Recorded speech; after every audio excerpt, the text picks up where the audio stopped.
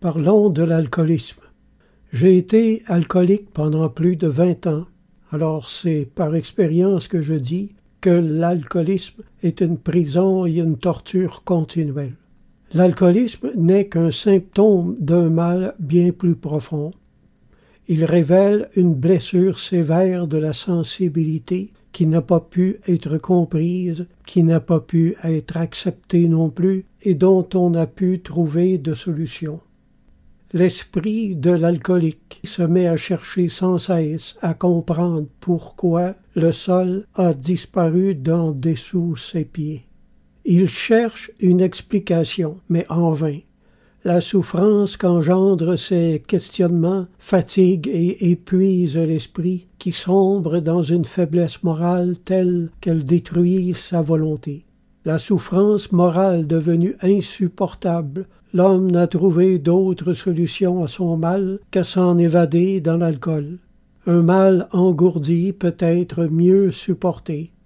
Jésus a dit « Nettoie premièrement l'intérieur de la coupe et du plat, afin que l'extérieur aussi devienne net. » Il nous faut demander à Dieu de nous donner la sagesse de comprendre ce qui a causé l'accident qui a brisé notre vie.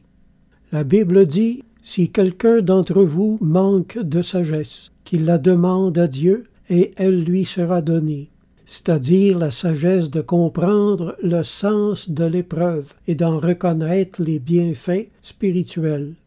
Lorsque vous aurez compris quel était le plan de Dieu pour vous, derrière tout ça, votre guérison sera immédiatement générée.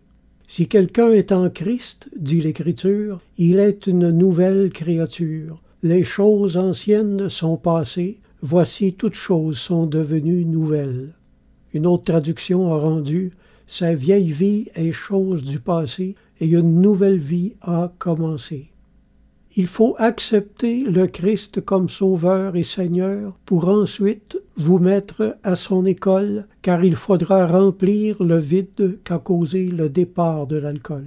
Jésus a dit « Celui qui croit en moi n'aura plus jamais soif ».